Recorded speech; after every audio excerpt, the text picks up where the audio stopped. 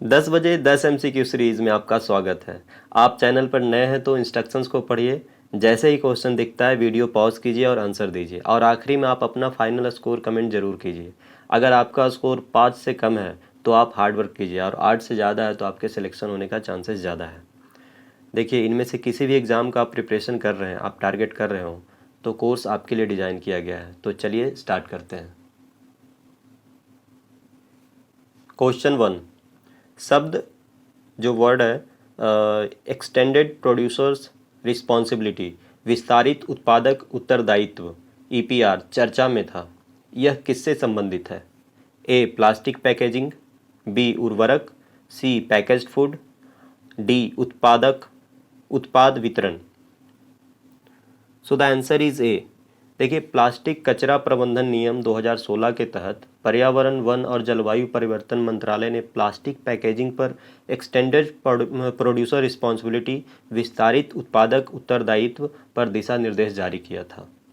देखिए, EPR covers reuse, recycling, use of recycled plastic content and end of life disposal of plastic waste by producer, importers and brand owners. So the question 2। हाल ही में वैश्विक plastic संधि का पहला प्रस्ताव पारित किया गया था। किसके द्वारा?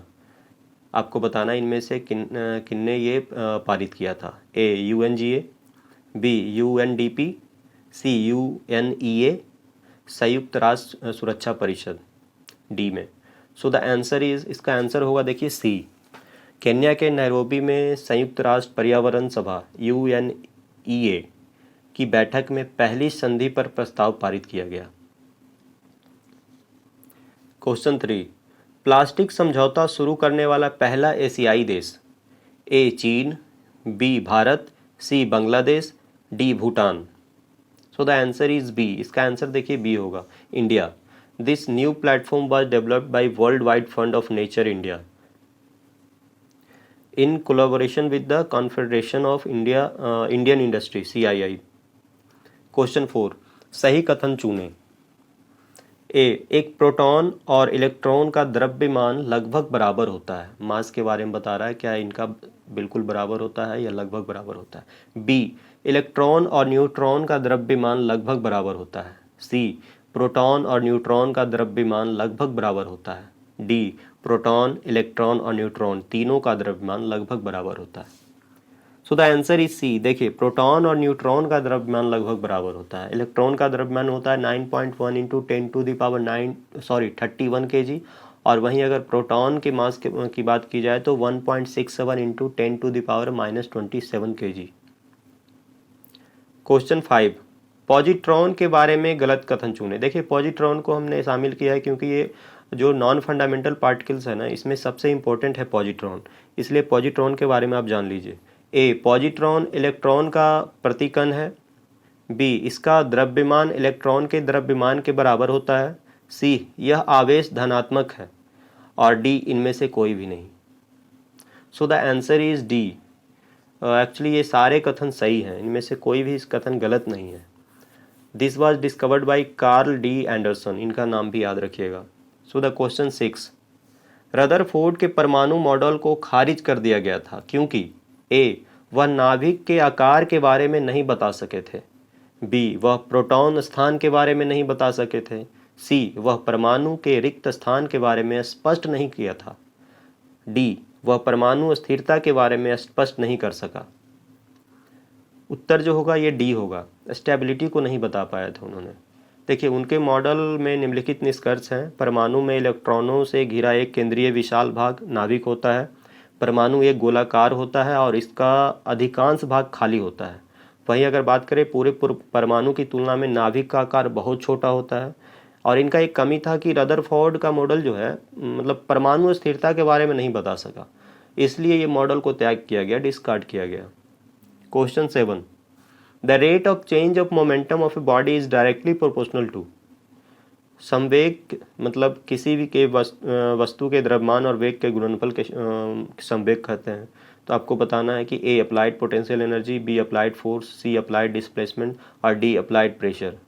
आंसर बिल्कुल बी होगा, हमने पहले ही बता दिया। देखिए न्यूटन की गति का दूसरा नियम, किसी भी वस्तु के संवेग परिवर्तन की दर सीधे शरीर पर लगाए गए बल के समानुपाती होती है, ये याद रखना है आपको। क्वेश्चन 8, निम्नलिखित में से कौन न्यूटन के गति के तीसरे नियम का उदाहरण है? ए चलना, बी गन फायरिंग, सी रॉकेट लॉन्चिंग, डी उपरोक्त सभी। इसमें सभी होंगे, उत्तर डी। देखिए न्यूटन के गति के तीसरे नियम में कहा गया है कि प्रत्येक क्रिया के बराबर और विपरीत प्रतिक्रिया होती है। चलने के दौरान हम जमीन पर बल लगाते हैं और प्रतिक्रिया बल हमें आगे बढ़ाने के लिए प्रेरित करता है। वही गन फायरिंग में जब हम बंदूक को फायर करते हैं तो प्रतिक्रिया बल उसे पीछे की ओर धकेलता है। और रॉकेट लॉन्चिंग के दौरान क्या होता है, रॉकेट जमीन को धक्का देता है और विपरीत बल से उसे ऊपर की ओर धकेलता है। क्वेश्चन 9, न्यूटन के नियम के संबंध में क्रिया प्रतिक्रिया बल क्या है? ए जो एक ही शरीर पर कार्य करता है, बी वो जो विभिन्न बॉडीज पर कार्य करते हैं, सी वे जो समान दिशाओं में कार्य करते हैं, डी बी और सी दोनों। देखिए इसका आंसर बी होगा।